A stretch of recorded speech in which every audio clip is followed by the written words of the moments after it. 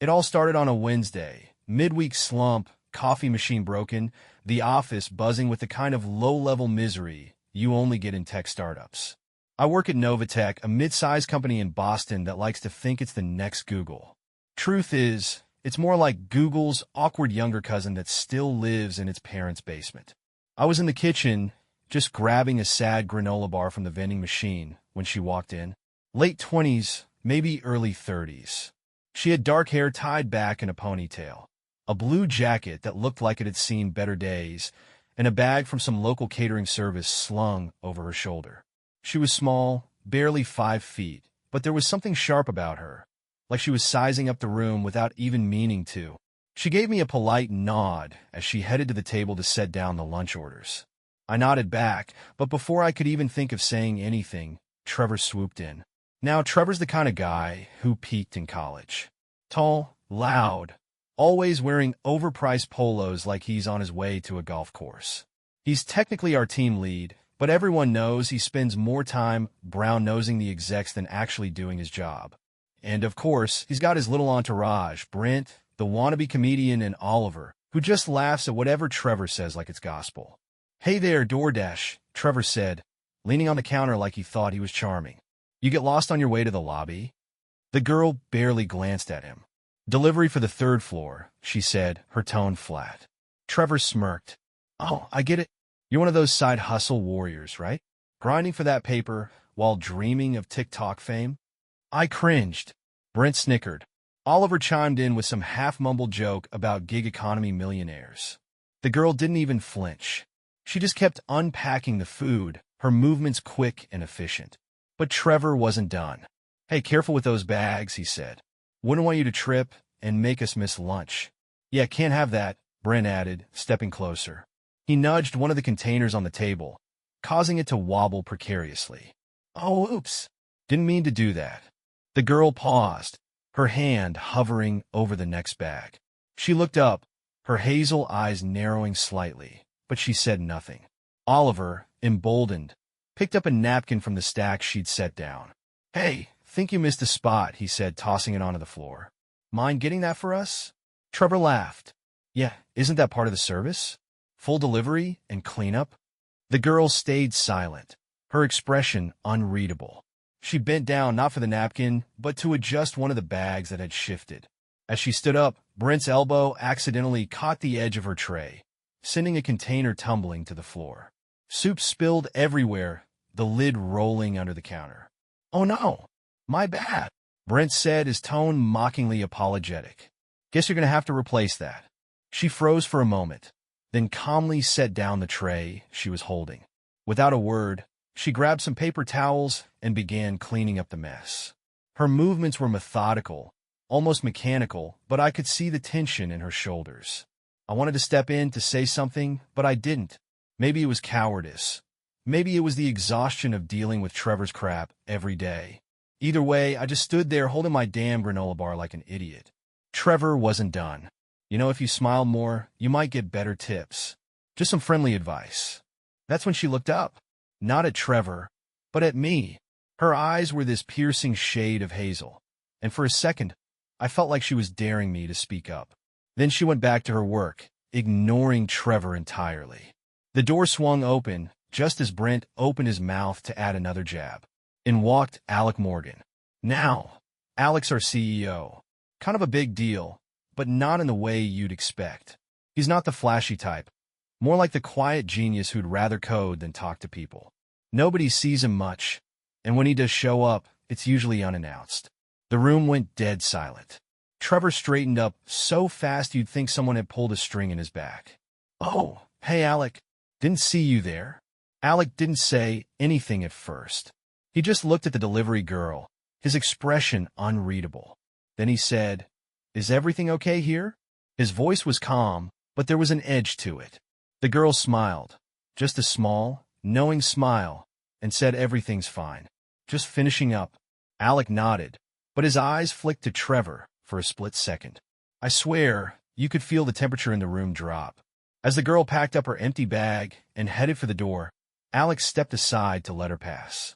And then, just as she was about to leave, she turned back and said, "Thanks, Alec."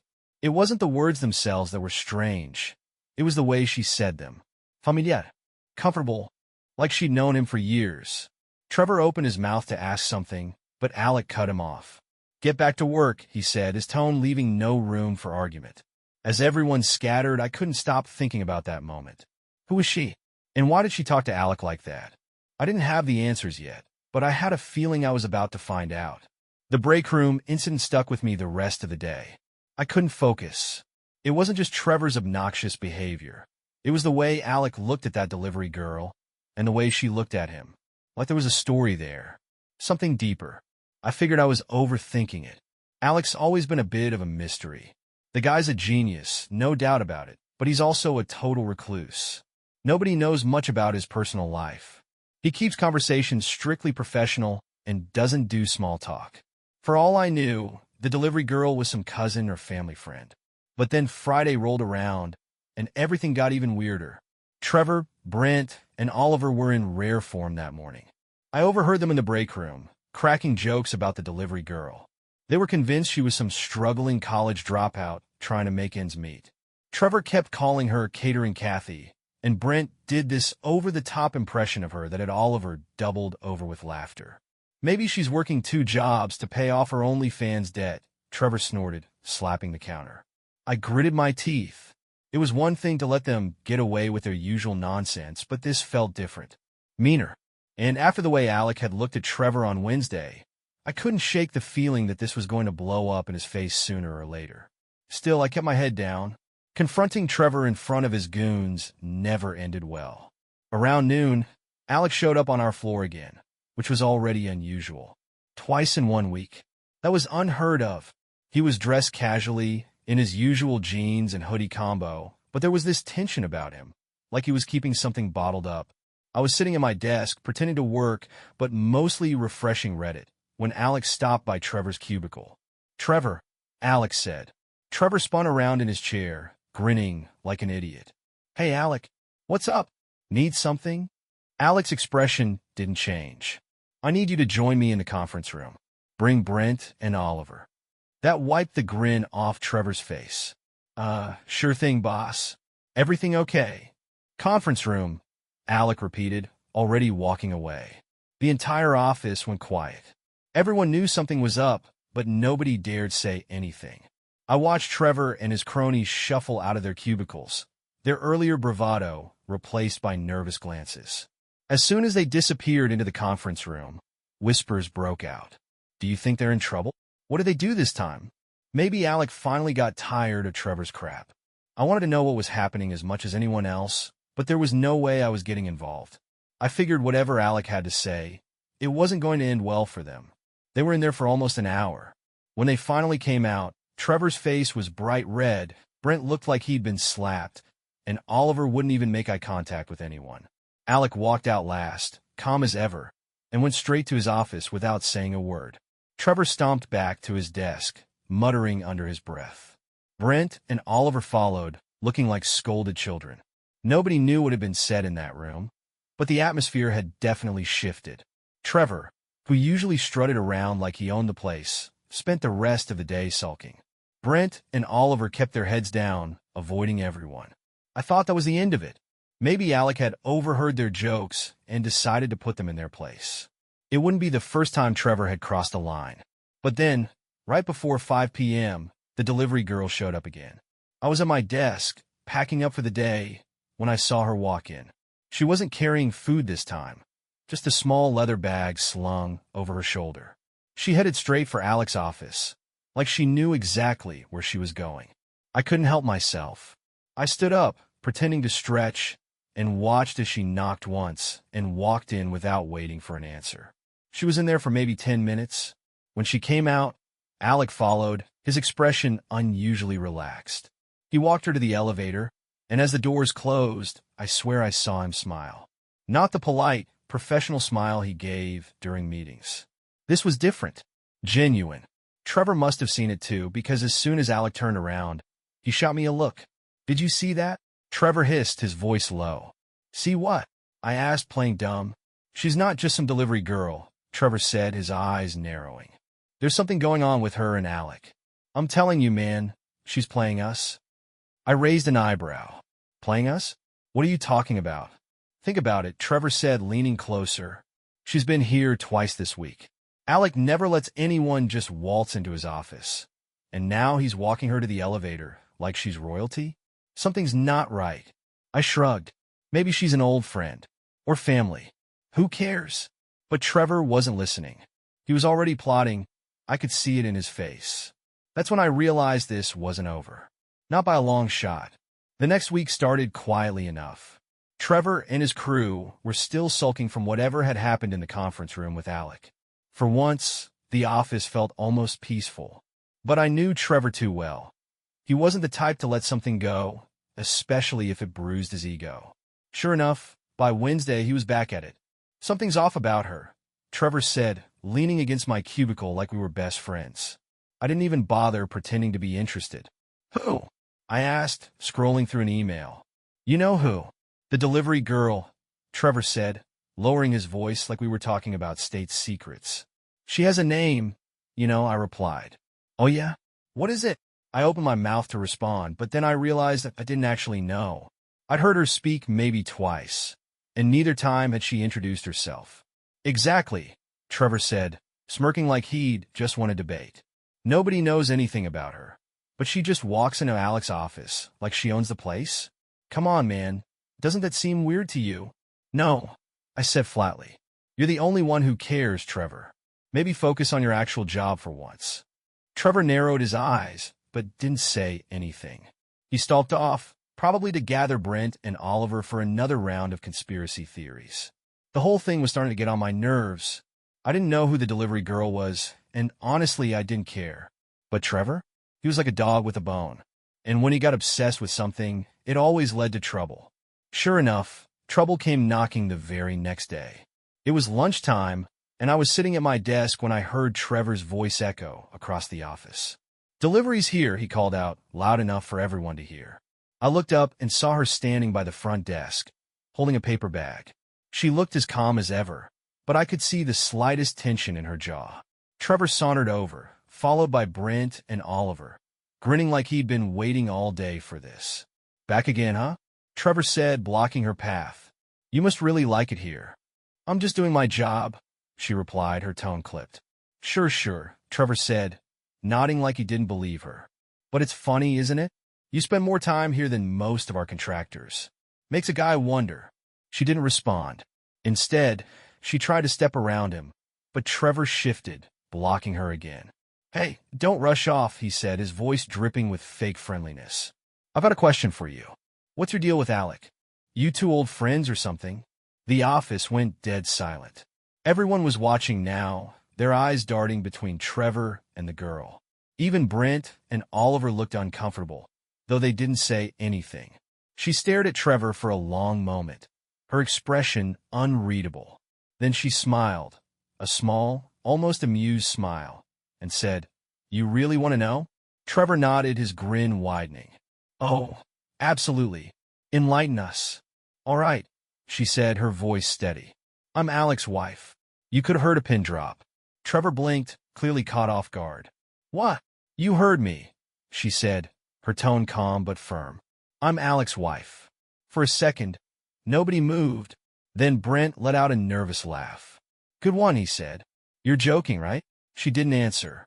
She just looked at Trevor, her gaze sharp enough to cut through steel. Come on, Trevor said, recovering quickly. You expect us to believe that? Alec Morgan, the guy who barely talks to anyone, married a delivery girl? Nice try. She tilted her head, still smiling. You're right. It does sound unbelievable. But if I were you, I'd be a little more careful about how I treat people. You never know who might be watching. With that, she handed the bag to the receptionist and walked out, leaving the entire office in stunned silence. Trevor stood there, his face red, looking like he didn't know whether to laugh or yell. She's lying, he said finally, turning to Brent and Oliver. She's got to be lying. Yeah, totally, Brent said quickly, though he didn't sound convinced. Oliver just shrugged, avoiding Trevor's gaze. I didn't say anything. Part of me wanted to believe she was bluffing, but the way she'd said it, the confidence, the calmness. It didn't feel like a lie. The tension in the office didn't ease up for the rest of the day. Everyone was whispering about the delivery girl, or Alec's wife, as she now might be. Nobody dared to ask Alec directly, though. The guy could be intimidating when he wanted to, and after that conference room meeting last week, most people were steering clear of him. But Trevor? He couldn't let it go. Late in the afternoon, I overheard him talking to Brent and Oliver again. "She's full of crap," Trevor hissed. "There's no way Alec's married, let alone to someone like her." "So, what do we do?" Brent asked, his voice low. "We find out the truth," Trevor said, a twisted grin spreading across his face. "If she's lying, I'll make sure Alec knows exactly what kind of scam she's pulling. And if she's not," he trailed off, his grin fading as the realization hit him. "If she's not," Oliver prompted. Trevor didn't answer. He just muttered something under his breath and stormed off, leaving Brent and Oliver looking uneasy. I leaned back in my chair, my stomach twisting. Whatever Trevor was planning, it wasn't going to end well. And something told me we were all about to find out just how much power the delivery girl really had. By the time Friday rolled around, the tension in the office was so thick you could practically choke on it. Trevor was acting more erratic than usual, pacing around and snapping at anyone who dared ask him a question. Brent and Oliver were still hanging around him, but they looked less like his loyal minions and more like prisoners trying to avoid setting him off. I decided to keep my distance. Whatever Trevor was plotting, I wanted no part of it, but fate had other plans. It was just past noon when the delivery girl showed up again. I don't know why I kept calling her that in my head. Alec's wife seemed more fitting now, but the idea still felt surreal. She walked in like she always did, calm and unbothered, carrying a couple of takeout bags. This time, though, Trevor was ready for her. He got up from his desk the second she walked through the door, striding over with that fake, overly polite smile he always used when he thought he was being clever. "Back again, huh?" he said, his voice loud enough for the whole office to hear. She paused, raising an eyebrow at him. "Is that a problem?" "No problem at all," Trevor said, grinning. "I was just curious. You know, since you told us you're Alec's wife and all. That's quite the story." She didn't respond, just looked at him with that same calm, almost amused expression she always had. "So here's the thing," Trevor continued, his grin widening. "I did a little digging. Looked through Alec's public profile, some company records, that kind of thing. And guess what? No mention of a wife anywhere. Isn't that strange?" At this point, the entire office was watching. People had stopped pretending to work and were openly staring at the two of them. Even Brent and Oliver looked nervous, like they weren't sure if this was going to end in a promotion or a firing. The delivery girl, Alec's wife, didn't look fazed. She just tilted her head slightly and said, "Are you done?" Trevor blinked, clearly not expecting that response. No, actually, because I was wondering, if you're really Alec's wife, why haven't we ever seen you before? Why isn't there any proof? You don't exactly scream CEO's wife. You know what I mean?" There it was. The moment Trevor went too far. I felt the air in the room shift. She didn't move, didn't even blink, but somehow, she suddenly seemed taller, more commanding. "Proof?" she repeated, her voice low but steady. "You want proof?" Before Trevor could respond, the office door opened, and Alec walked in. It was like a scene from a movie. He was wearing his usual hoodie and jeans, but the energy he brought with him was something else entirely. The room went dead silent. Alec's eyes immediately found the delivery girl, and his expression softened in a way I'd never seen before. Then his gaze shifted to Trevor, and any trace of softness vanished. "What's going on here?" Alec asked, his voice calm, but carrying an edge that made everyone tense up. Trevor opened his mouth, fumbling for words. "Oh, hey, Alec. We were just having a little chat." Alec raised an eyebrow. "Usha?"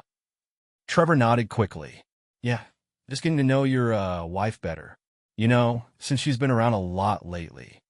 The delivery girl, Alec's wife, let out a quiet laugh. It wasn't a friendly laugh. Alec didn't take his eyes off Trevor. "Is that so?" Trevor swallowed hard, clearly realizing he was in deep. "I mean, it's no big deal, really. Just a little misunderstanding." Alec took a step closer, and Trevor actually flinched. "There's no misunderstanding," Alec said, his voice dropping to a dangerous calm. You disrespected my wife. Twice, from what I've heard. And now you're standing here, trying to accuse her of lying. I didn't mean Trevor started, but Alec cut him off. You know, I've put up with a lot from you over the years, Alec said, his tone icy. The attitude, the laziness, the way you treat your coworkers. But this is a whole new level of stupidity. The entire office was holding its breath. Trevor looked like he wanted to crawl into a hole and disappear. Alec turned to his wife.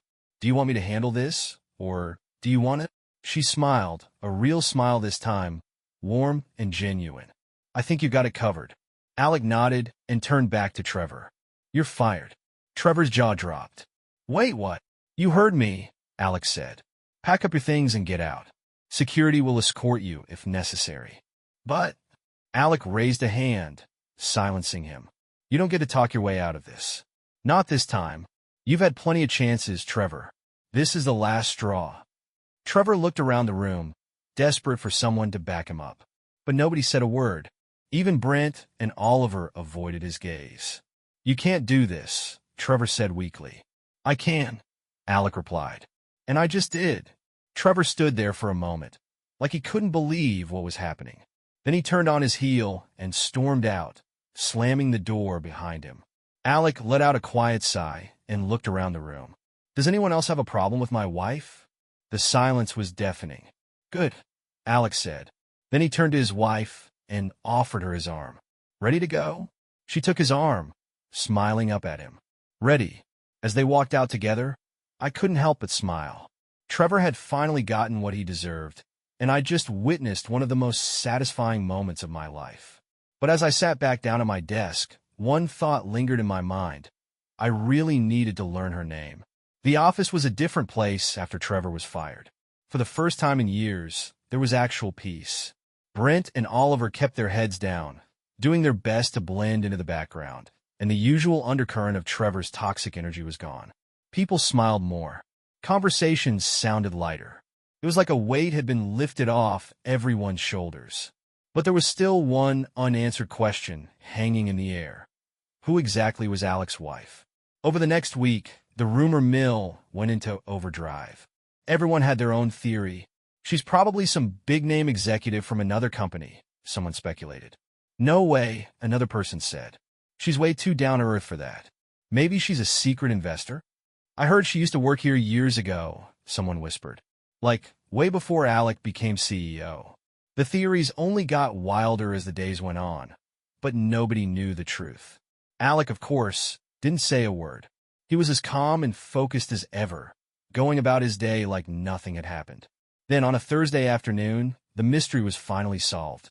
It started with an email from Alec's assistant, Elise. The subject line read, "All hands meeting, mandatory attendance." We all shuffled into the conference room at 3 p.m., the air buzzing with curiosity. Alec wasn't one for big meetings, so whatever this was, it had to be important. Alec was already there when we arrived, standing at the front of the room. He looked as calm and collected as ever, but there was a hint of something else in his expression. Excitement, maybe? Or pride. Once everyone had taken their seats, Alec stepped forward and cleared his throat. "Thanks for coming," he said, his voice steady. "I know you're all busy, so I'll keep this brief." He paused, his eyes scanning the room. "As some of you may know, there's been a bit of confusion recently about my personal life. Specifically about my wife. A few people shifted uncomfortably in their seats, and I could see Brent and Oliver visibly sweating. I try to keep my personal and professional lives separate," Alec continued. "But recent events have made that difficult. So, to clear the air, and to give credit where it's due, I'd like to introduce someone to you." He turned toward the door, and for a moment, the room was silent. Then the door opened, and she walked in. The delivery girl, Alec's wife. Only now, she wasn't wearing her usual delivery jacket. She was dressed in a sharp navy blazer, a crisp white blouse, and black heels that clicked confidently against the floor. Her dark hair was neatly styled, and she carried herself with a poise that immediately commanded attention. "This is my wife, Elena Morgan," Alec said, his tone warm. "She's not just my partner in life. She's also the co-founder of NovaTech." The room collectively gasped. Elena stepped forward, smiling. "Hi, everyone," she said, her voice calm and assured. I know this might come as a surprise to some of you, so let me explain. She took a deep breath. Alec and I started NovaTech together about 8 years ago. Back then, it was just the two of us working out of a tiny apartment, trying to turn our ideas into something real. We wore a lot of hats: engineers, marketers, customer support, you name it. She glanced at Alec, and he nodded, smiling. As the company grew, I stepped back from the day-to-day operations, Elena continued. It was a mutual decision. Alec wanted to focus on innovation, and I wanted to explore other opportunities. But I've always stayed involved behind the scenes, helping with strategy, advising on major decisions, and making sure Alec doesn't work himself to death. That got a laugh from the room, even from Brent and Oliver, who looked like they wanted to disappear into their chairs. I know some of you might be wondering why I've been delivering food to the office, Elena said, her smile widening. The truth is, I wanted to get a sense of the culture here, to see how people treat others when they think nobody's watching. And I have to say, I learn a lot. Her eyes flicked briefly to Brent and Oliver, who both turned red. I'm happy to say that most of you are kind, hardworking, and respectful, she said. But for those of you who aren't, well, you've already seen what happens when Alec and I deal with toxic behavior. The room went quiet again. Nobody dared to speak. Elena's smile softened. At the end of the day, we're all here for the same reason, to build something great. And we can't do that unless we treat each other with respect. So, let's move forward together, as a team. Sound good? There was a smattering of applause at first, then more, until the entire room was clapping. Elena nodded graciously and stepped back to stand beside Alec. Thank you, Elena, Alec said. He turned back to the room. I hope this clears up any questions you might have had. Now let's get back to work. With that, the meeting ended. As everyone filed out of the room, I couldn't help but glance at Elena one last time. She was standing beside Alec, talking quietly with Elise, and for the first time I saw the full picture. She wasn't just Alec's wife. She was his equal in every sense of the word. Smart, confident, and not someone to be underestimated. I walked back to my desk, my head buzzing. Trevor had been so focused on tearing her down that he never stopped to wonder if she was actually 10 steps ahead of him. And now, he was gone, and she was still standing. I guess there's a lesson in that. Maybe two. 1. Never assume someone's less important just because of the role they're playing. And 2. If you're going to mess with someone, make damn sure they're not secretly the co-founder of your company.